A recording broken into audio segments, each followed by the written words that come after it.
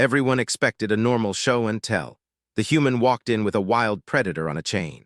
The transport seal failed and the sound it made was nothing, just a click, a hiss, and then open floor.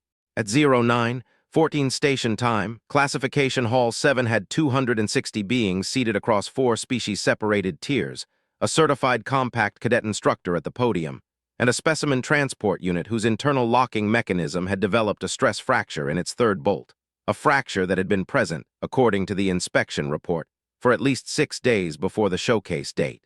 No one had caught it. The inspection had been thorough in every area except the one that mattered. The creature walked out on its own. No alarm, no warning shot, no one in the room who knew what to do next. It stood in the center of the hall floor, 700 kilograms of Category 7 rated fauna, dorsal plates already rising, and the 260 beings in the tiered seating did what 260 beings will do when a situation has no protocol that runs faster than fear. They pressed back. They looked at the exits. They made noise.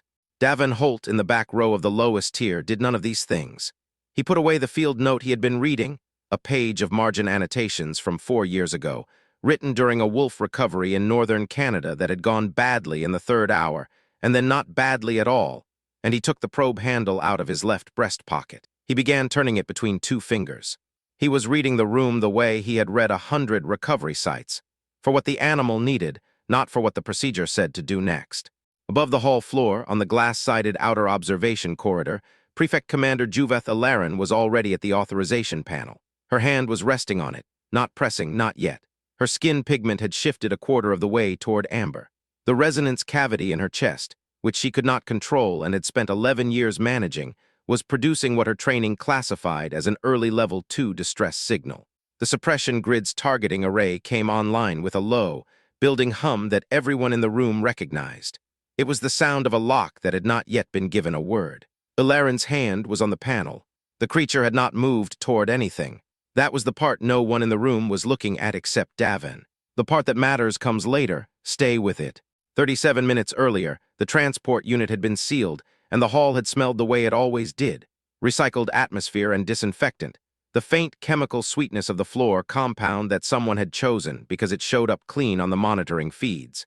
The ceiling-mounted suppression grid had been running its standby hum, lower and steadier, more like a held breath than a sound. The 4 Garoon officers in Sergeant Druk's floor team had been at their corridor posts, standard spacing, the configuration they had drilled 83 times, and Avras Fenthal, the Osavral cadet instructor who had arranged the showcase, had been at the podium reviewing his opening notes for the 3rd time. Davin had been in the back row because the enrollment form had asked him to choose a section, and he had chosen the one with the widest sightline to the hall floor, not for any particular reason, force of habit. He had not been listed on the security roster. He had not been briefed on containment protocols. His file, reviewed and approved by 2 separate compact administrative officers, was categorized under Agricultural Liaison, Category 2 Non-Combat, a classification that had been designed for grain system advisors and livestock transfer consultants, and that no one at the Tethai's compact integration facility had ever previously associated with a containment scenario. The review had been thorough. His file had not flagged anything concerning, which was accurate in every respect except the one that was about to matter. 14 years. Subarctic Canada. Large animal field medicine, ungulate rescues, predator recoveries, the specific kind of work that happens in remote terrain with no backup closer than 2 hours and no margin for misreading what an animal is doing. Wolves, bears, moose with impact injuries, a wolverine recovery in his 2nd year that had been the hardest 6 hours of his professional life. A lynx with a steel trap wound that he had spent 40 minutes convincing to stay still while he worked on the leg. He had not started out good at it. He had become good at it the same way anyone becomes good at anything that costs something when you get it wrong. The probe handle had been with him since the first wolf recovery. Standard field instrument, steel, 6 inches, rubber grip at the collar for cold weather use. The grip had cracked in his 3rd winter, from the cold more than from use, and he had never replaced it because the crack had worn smooth and he knew exactly where it was in his fingers without looking. The manufacturer's stamp on the base had been rubbed down to a faint impression over the years, the letters mostly gone. He kept it past its functional life because it was the first recovery tool that had been in his hand when everything went right instead of wrong, and because he had found, across 14 years, that turning it between his fingers when he was thinking through a problem helped him think. in the same way that some people tapped a pen or looked at the ceiling. It was not a comfort object. It was a thinking tool. The distinction to him was a real one. He was turning it when the seal failed. He had the probe handle out before he consciously decided to stand. The Tethys Compact Fauna Contact Protocol, Section 14, Clause 9, read as follows. Any Category 7 or above organism confirmed uncontained within a classified integration facility shall be subject to immediate suppression authorization upon positive threat assessment verification. No evaluation period. No contact assessment. The authorization threshold was a single spoken word from the designated Containment Authority on site. Clause 9 had been invoked 6 times in 38 years. 6 times it had worked, the threat had been suppressed, the facility had been secured. The organisms in question had been, the file used the word neutralized, which was the regulation term, which was accurate in the same way that a lot of regulation terms are accurate, which is to say that it described the outcome and said nothing about the cost. The 22 contact file was the compact's complete record of encounters with this species. 22 contacts across 11 sectors, stretching back 40 years. Every contact had followed the same arc. Uncontained organism, threat assessment positive, suppression authorized, organism neutralized. The file had never recorded a contact where threat assessment came back negative. The file had never recorded a contact where suppression was not authorized. The 22 contact file had a success rate, officially logged, of 100%. It had never occurred to anyone who maintained the file to note that a 100% success rate built from one kind of event is not a principle. It is a habit. Juveth Alarin had read the file so many times that she could have reconstructed it from memory. 11 years as Containment Authority at 3 different compact facilities. 0 unauthorized decisions. 0 protocol deviations. 1 commendation, the Tethys Station fauna incident, 12 years prior, Category 6 organism, sole surviving entry in a contact file that had begun with 22 other officers. She had authorized suppression in under 4 minutes, and the category had been closed. The review board had called it a model response. Her threat assessment model had never once stopped working. She had spent 11 years in situations where it worked, and she had logged all of them. And the log had never given her a reason to question the model because the model was built from the log, and the log was built from the model, and she had never been in a room where that stopped being enough. The young Kulvari security officer posted at her right shoulder, 3rd week on the observation corridor, transfer from a border sector post, already had amber starting at the base of his neck. Sergeant Druk on the floor below had made eye contact with 3 of his 4 Garoon officers before Alarin had said a word. The 4-way check took about 8 seconds. No consensus reached yet. The creature had not moved toward anyone. The group required agreement before acting, and the situation had not yet given them something they could all agree on. Avraz Fenthal had stopped speaking at the moment the seal failed. He was still at the podium. His notes were open. He had not picked up his pen. His bioluminescent nerve-tracery, fine lines of pale light visible through the skin along his jaw and collarbone, a biological response he had no more control over than breathing, had gone fully bright. None of them were watching what Davin was watching. He was watching the creature's 3rd limb on the left side. The joint was swollen, visibly, if you were looking for it, the kind of swelling that changes a load-bearing surface just enough to shift the weight distribution in the whole frame. The creature's mass was listing. Not much, but enough. He knew that lean. He had seen it in injured wolves, in moose with impact damage to the lower leg, in a grizzly he had helped recover 3 years into his career whose left foreleg had been fractured for 5 days before anyone found it. An animal in pain does not always make pain sounds. Sometimes it just stands a little wrong. That was not aggression. That was an animal trying not to fall down. Davin stood up. He did not run. He walked down the central aisle of the lowest tier at a pace that was, in a different context, unremarkable, the pace of someone crossing a parking lot or going to get coffee. His hands were at his sides, turned out slightly, palms forward. The probe handle was still in his right hand, turning slowly between his fingers. He had not put it away. From the outer observation corridor, Alarin watched him. Her resonance cavity had moved to level 3. Cadet, her voice through the hall comm was flat and even and carried the specific quality of someone who has given the same instruction many times and believes it will be followed. Hold your position. Floor is closed.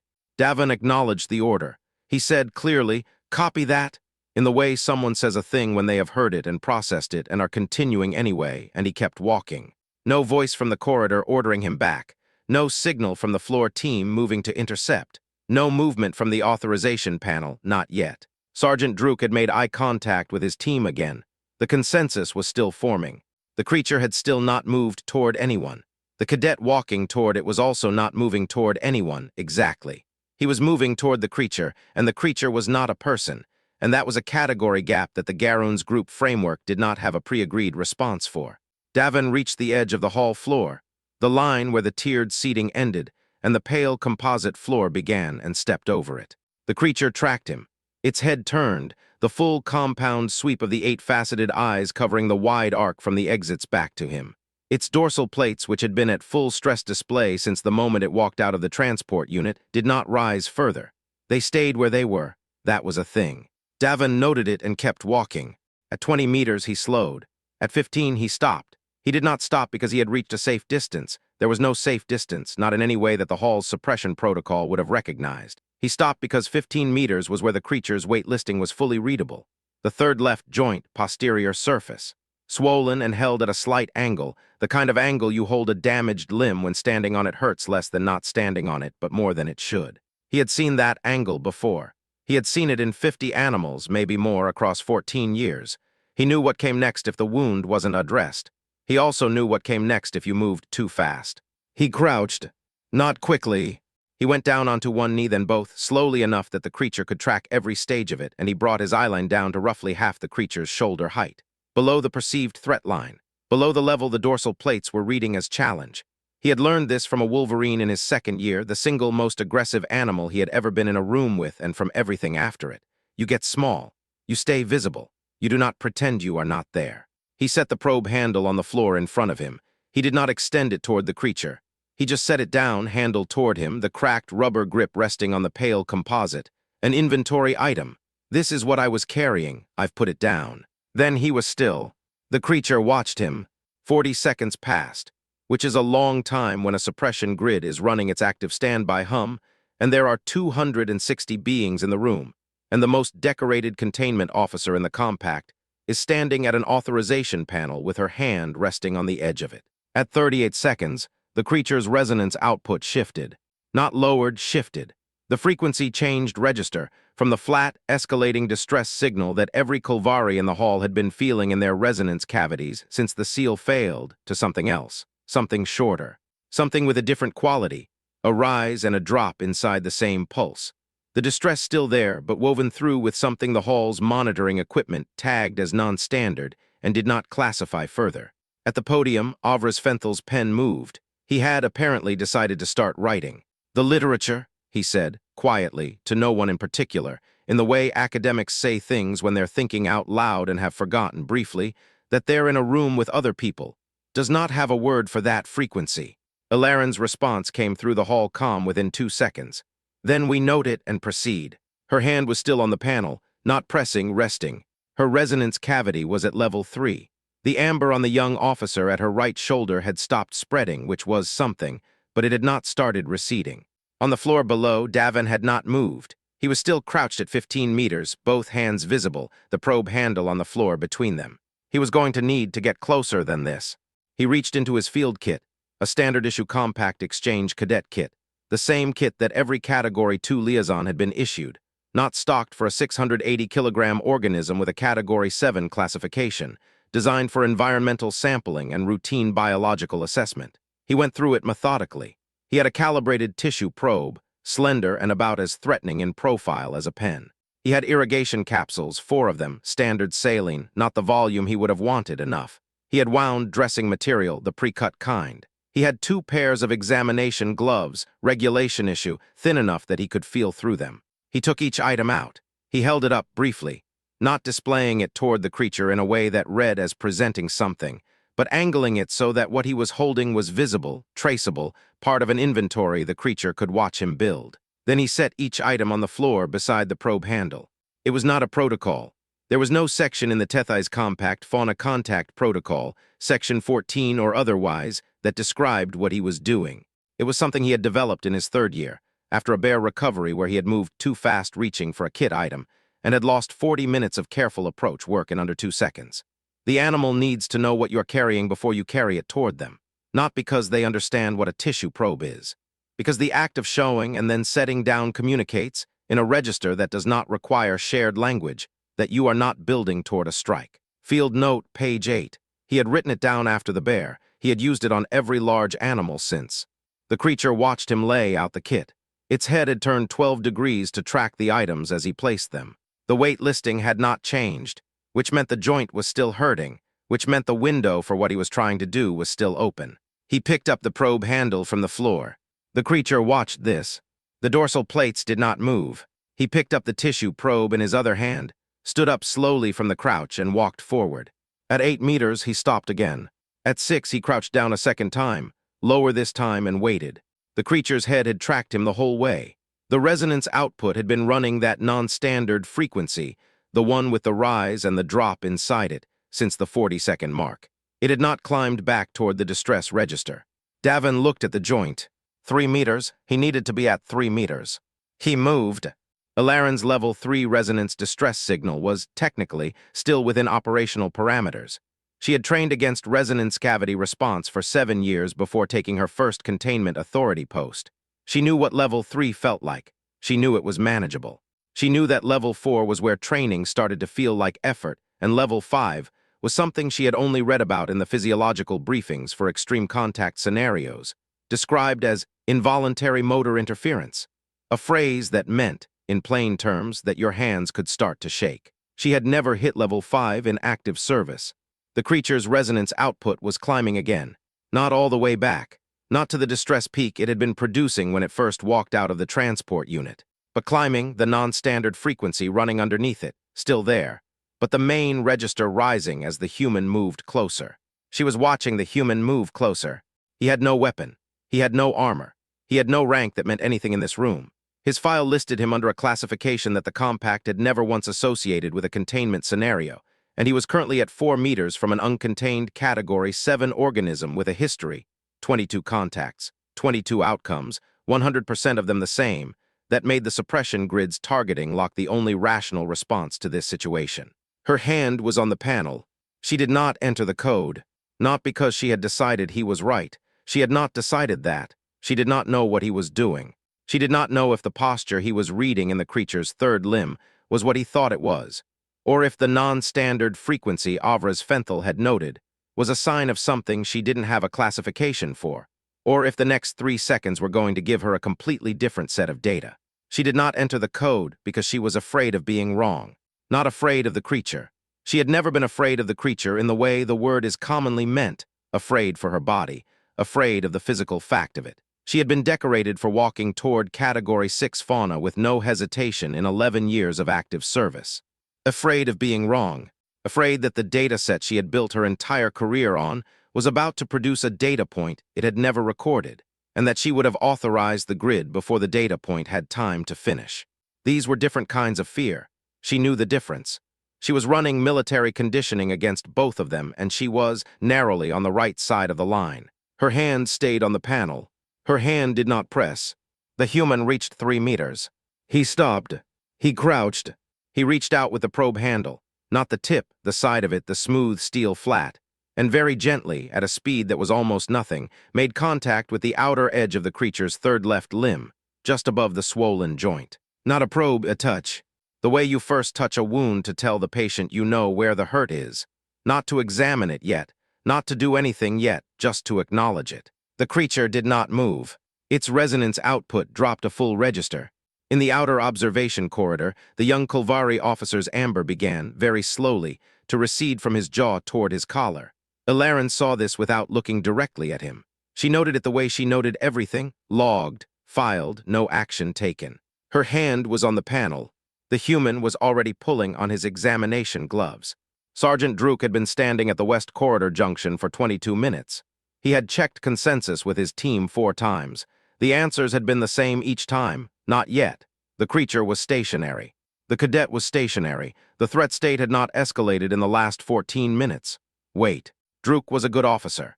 He had been a good officer for 16 years, across 2 sectors and 3 facility postings, and the thing that made him good was the thing that occasionally made him slow.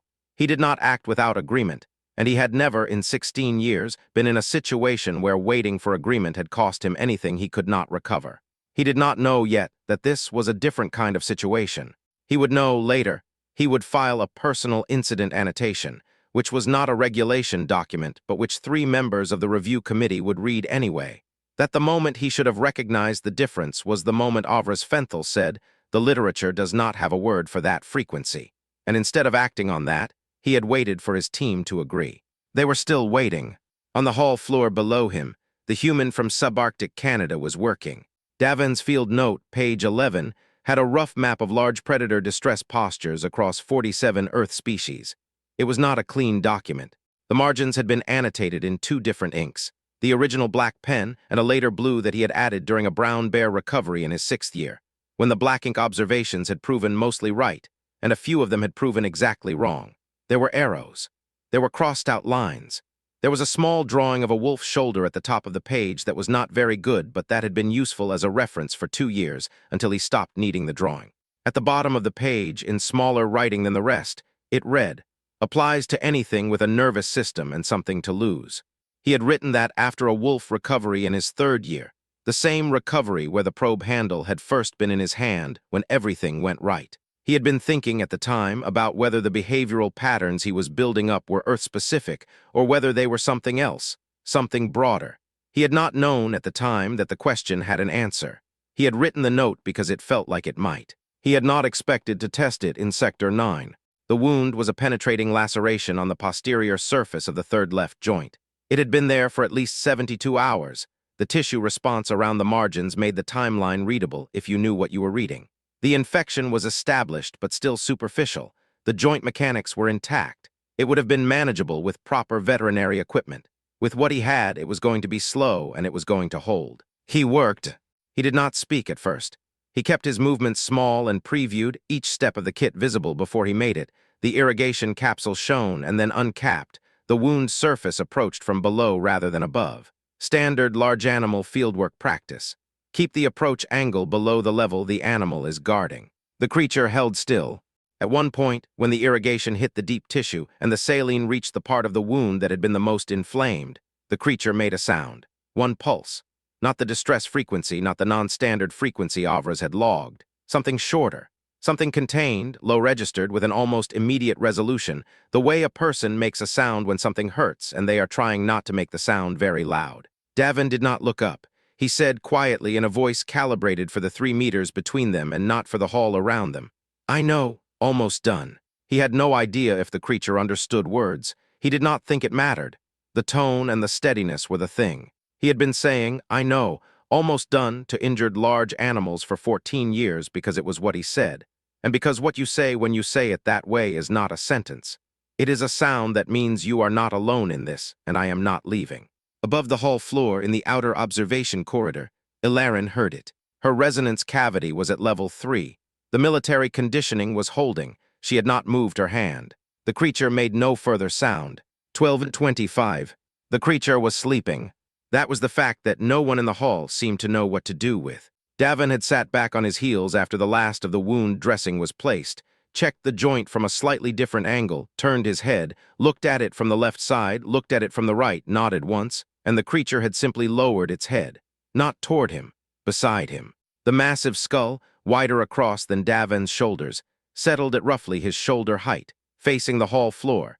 The 8-faceted eyes open and tracking, but not moving with the urgency they had been moving with 20 minutes ago. Its breathing had slowed.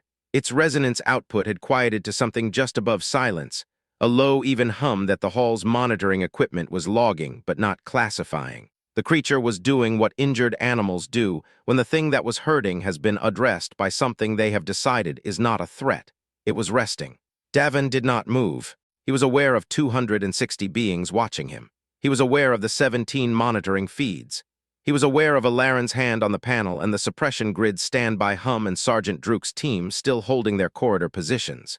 He noted all of it the way he noted everything in a recovery site, logged, filed, accounted for, and then he went back to watching the creature's breathing. The weight listing had reduced. The joint was still swollen, still tender, would need proper surgical follow-up, and the kind of equipment this facility should have had staged before transporting a Category 7 organism anywhere near a public showcase. That was a separate problem. The immediate problem was managed. He turned the probe handle between his fingers, once, twice. Then he put it in his breast pocket and left it there. Fenthel stood up. He had been sitting at the podium for 31 minutes, writing. He had filled, by this point, 4.5 pages of the close-line Osavral script he used for field notes, not the wider academic format he used for published work, the tight one he used when things were happening fast, and he needed to get all of it down before the edges blurred. His bioluminescent nerve tracery had gone bright and stayed bright, a thin running light visible along his jaw and the side of his neck, and he had not noticed this because he had been focused on the page. He stood up. He said, loudly enough that it carried up through the tiered seating, up to the outer observation corridor where Alarin's team was positioned. I am recording this as a contact event. It was not a legal intervention. It was not a challenge to Alarin's authority. It was a formal academic declaration, the kind that an Osavral cadet instructor had every right to make when they witnessed something their field required them to document, which meant that whatever happened next, the record existed. The contact had occurred. A human from subarctic Canada had touched a Category 7 organism, and the organism had let him, and that was now in Fenthel's field record. And Fenthel's field records had been published in the compact academic exchange 17 times. The hall was quiet enough that they could all hear him finish writing the declaration on the page. Alarin heard it. Her resonance cavity was at level 3. It had been at level 3 for 20 minutes. She was still on the right side of the training line. She was still on the panel. She did not respond to Fenthel. She watched the human from subarctic Canada sitting on the floor beside a sleeping Category 7 organism, his hand in his breast pocket, not moving. She gave the breach order at 09:51. Sergeant Druk's team had reached group consensus 6 minutes earlier. The organism was stationary. The human was stationary. The threat state had not moved in 14 minutes. Their consensus, logged formally, was, wait. The threat had not cleared, but the situation had stabilized. Wait for further instruction. Alarin overrode it. That was within her authority. The hall's east and west access points opened at the same time. 8 Garun in full suppression configuration, plating visible energy dispersal units drawn, the spacing that said this was a drill, except it was not a drill. The suppression grid's targeting array dropped from standby to active acquisition. The sound it made, lower than the standby hum, more focused, a tone that lived at the back of the jaw if you had the right auditory range, was a sound that everyone in the hall had been trained to recognize. It meant the grid had a lock. It was waiting for one word. The creature recognized it. Its head came up, not slowly. The skull rose in one fast motion and the dorsal plates elevated to full display in under 2 seconds. A stress response so clean and immediate that it was clearly learned, not instinctive, which meant the creature had heard that sound before and knew what followed it. The resonance output climbed back through every register Alarin's team had logged across 22 contacts. Fast. No interrogative undertone this time. No rise and drop quality.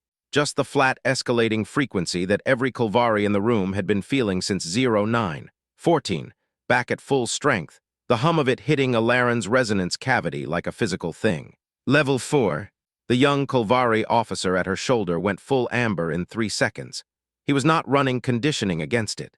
He had never been trained for level 4 and she could see his hands. Level 5. She had read about level 5. She had read the physiological briefing twice in her career as required documentation. She had understood intellectually what involuntary motor interference meant. She understood it differently now. Her training was holding. The hand on the panel was not shaking. The hand on the panel was, for the first time in 11 years of active service, working for it. Davin Holt stood up.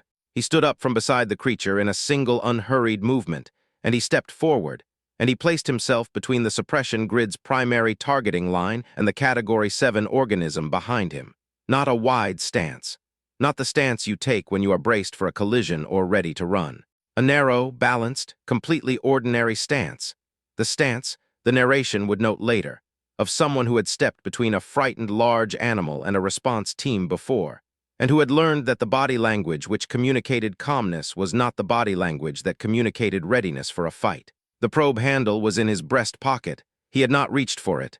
He looked up at the outer observation corridor. He could see Alarin through the glass. "Lower them," he said. He did not raise his voice. The hall's grid targeting tone was still running. Alarin's resonance cavity was at level 5. He was outranked by every living thing in the room. He said it at the same volume he had said, "I know, almost done." The volume you use when you need to be heard, and you don't need to be louder than the room to be heard. A pause.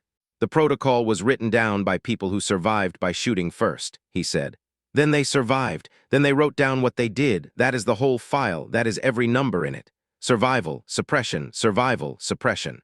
22 contacts, and every one of them ends the same way. And the rate is logged as 100% because 100% of the time, the people who wrote the file lived. He paused. The file does not record what it cost the organism. The file does not ask why no one tried anything else. The file is a record of what happened when everyone in the room was afraid, and it has been treated for 38 years as a principle. Behind him, the creature's resonance output held, not climbing further, waiting. This animal has a wound that has been infected for at least 3 days, he said. I know this because I looked at it. It walked out of a failed transport seal with its weight listing left because the joint has been inflamed long enough that standing on it hurts. It walked out looking for somewhere quiet to stand. I have treated the wound. The joint is clean and dressed. The creature is calm. He stopped. It is not a threat. It is a patient. If you authorize that grid, you will be suppressing a patient, and you will have one more data point that ends the same way as all the others, and the file will still not contain a single contact where anyone tried otherwise. There will be a review. There will be a new protocol. There will be, starting today, one data point that ends differently. He said none of that. He had already said enough. The hall was quiet. Ilaren's hand was on the panel.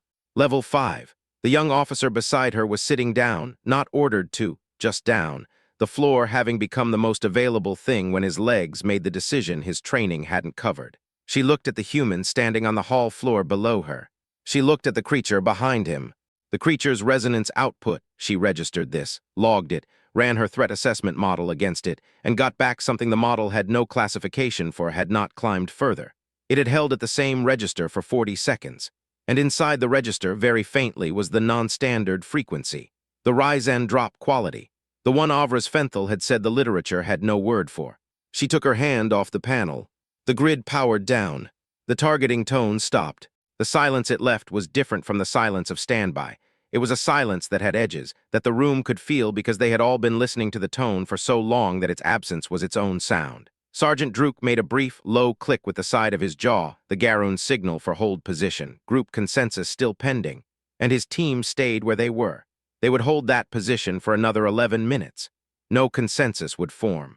They would eventually stand down when Ilaren gave the order, which she would give when she had finished looking at the data from the 17 monitoring feeds. She looked at the feeds for a long time. The young Kulvari officer was still on the floor of the outer observation corridor. He had his back against the glass. He was not writing anything down. He was just sitting there, amber fading slowly back toward gray, with the look of someone who has been in a room where their training stopped being enough and is still working out what that means. He had, without being aware he was doing it, started humming, very softly, a frequency just above silence. It was not the distress signal. It was not the non-standard frequency from the creature. It was something else, something the monitoring equipment would later flag as an involuntary Kulvari response to resonance state transition, a physiological settling that happened when the distress signal ended and the body did not immediately know what to replace it with. No one had heard it from a Kulvari officer in an active containment situation before. Avras Fenthal wrote it down. The creature was transferred to the compact medical assessment wing, level 4, 90 minutes after the grid powered down. It took that long because the transfer required a new transport configuration. The standard unit was not rated for a Category 7 organism that was cooperating with the process rather than being suppressed through it, and because the Compact's transport division had not previously needed that configuration, and because 3 people had to find 3 separate authorization forms before anyone could move. Davin walked beside the transport frame the whole way. He was not required to. No one asked him to. It was simply what he did, for the same reason he had been doing it for 14 years. The animal was still in recovery, it was still in an unfamiliar environment, and the presence of the same specific person who had been there during the worst of it was, in his experience, worth more than any additional medical precaution. Not because the animal understood that this was the person who helped. Because the nervous system had logged the scent, the movement pattern, the particular frequency of that one voice, and the nervous system found it less alarming than everything else in the corridor. He had no language for this, technically. His D2 field note did not have a term for it. He had just done it long enough to know it worked. At the door of the assessment wing, Ilaren was waiting. She was alone, no security team, no authorization panel. She was standing with her hands at her sides and her spine crest at neutral height, which on a Kulvari read as deliberately chosen stillness, not relaxed, but controlled, the opposite of threat display. Her skin pigment was back to neutral gray. She had apparently been standing there for some time. She did not speak immediately. She watched the transfer team move the creature into the assessment bay. She watched Davin check the joint one more time through the bay window before the medical team took over. She watched him take the probe handle out and turn it between his fingers while he looked through the glass. Then she said, "The wound was in the pre-transport inspection photographs." Davin looked at her. "The inspector signed off," she said. "He was checking the plates. The joint is not a standard inspection point for this species because in 22 contacts, no one has ever needed to examine the joint because in 22 contacts, we have never been close enough to the joint to see it." She stopped. "I reviewed the photographs this morning, before the breach order, before the grid." He said nothing. "I gave the breach order anyway," she said. He thought about that. He turned the probe handle twice between his fingers. The cracked rubber grip caught the light the way it always did, the pale scar of the split running down the side from the collar. "The file was built from what worked," he said, "not from everything that might have. Those are different things, but they produce the same document." Alarin was quiet for a moment, then she said, "Yes."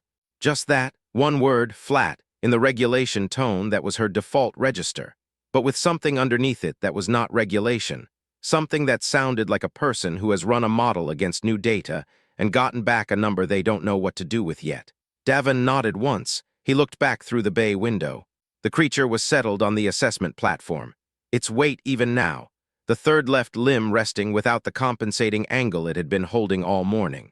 The surgical team was moving around it with the careful, methodical movement of people who had been briefed on the situation, but had not been in the room for it, and were still a little uncertain about the cooperation they were being extended. "It'll hold still for them," Davin said. "It knows this part." He said it the way he said most things, not as a reassurance, not as a claim, just as an observation from someone who had been looking at injured animals long enough to read the signs. The creature's breathing was slow and even. The dorsal plates were at rest. The resonance output, through the bay wall, was the near silence hum it had settled to after he finished the field dressing. He was right about it holding still. It did. Avras Fenthal found him in the assessment wing's outer waiting area 3 hours later, sitting in one of the low polymer chairs that the compact had installed in 2019 according to an ergonomic standard that did not include human proportions, reading his field note. A rehydration station at the far end of the room produced something that the machine called tea. It was not quite tea. It was the color of tea and approximately the temperature of tea, and Davin had a cup of it on the floor beside his chair, which was where he'd put it after tasting it once and deciding it was fine. "Tea," Avras said. "Already have some." Avras looked at the cup on the floor. He appeared to consider saying something about this and then decided against it. He produced a second cup from the station and sat down in the adjacent chair, which was also not built for Osavral dimensions, and arranged himself in it with the efficient discomfort of someone who has spent a career in spaces designed for other species. He was still holding his field notes. The bioluminescent nerve-tracery was dim now, not off, just quiet. The low level that Davin had come to understand was Avras's baseline when he was thinking rather than reacting. "You added something," Avras said. He was looking at the page in Davin's hand. Davin showed him. At the bottom of page 11, below the behavioral map and the margin annotations in 2 inks, below the line that read applies to anything with a nervous system and something to lose, there was a new line, written in the same black pen as the original, a little smaller, fitted into the space that had been left at the bottom of the page. The 22 contact file was not wrong. It just never ran the trial. Avras read it. His nerve tracery went slightly brighter along his jaw, not full bright, not the way it had been in the hall, just a small pulse. He did not say anything. He wrote it down in his own notes. 6 weeks later, Alarin's proposed protocol amendment, contact assessment before suppression authorization, applicable to any organism whose behavioral display showed frequency register variation from the documented threat baseline during an active containment event, had been reviewed, amended twice by committee, and formally adopted by the Tethai's Compact Containment Division. The amendment process had taken 9 days. The Compact's Regulatory Review Board sent a note to the administrative file observing that 9 days was a record for a substantive protocol revision. The note did not editorialize. It was a note about process efficiency, which was the kind of thing the review board noted. Davenholt's program classification was revised from Agricultural Liaison, Category 2 Non-Combat, to Fauna Contact Specialist, Provisional Tier 1. The Tier 1 classification had not existed before the revision. Alarin had written it herself, with the same methodical care she had brought to the 41-page incident review, the same review whose opening line read, "The Tethys Compact Fauna Contact Protocol, Section 14, Clause 9, as currently written, does not contain a procedure for the situation documented in this review. That absence is the finding. There were currently no other Tier 1 holders. The classification existed for one person in a program that had been designed for grain advisors. The phrase non-interactive specimen, display only, was removed from the standard showcase briefing template. The removal was noted in the template update log as a routine revision. No individual was named. The wound data from the pre-transport inspection photographs was added to the creature's file. The inspector's sign-off remained in the record. The form was updated to include a joint assessment requirement for all Category 7 and above organisms rated as load-bearing quadrupeds. The update had been drafted by Alarin, also in the same week as the protocol amendment, in the 2 hours before she had gone to sleep each night. She slept 4 hours a night that week. She had always slept 4 hours a night. It was not unusual for her. 3 weeks after the incident, Avras Fenthal published a preliminary field note in the Compact Academic Exchange. Not a full paper.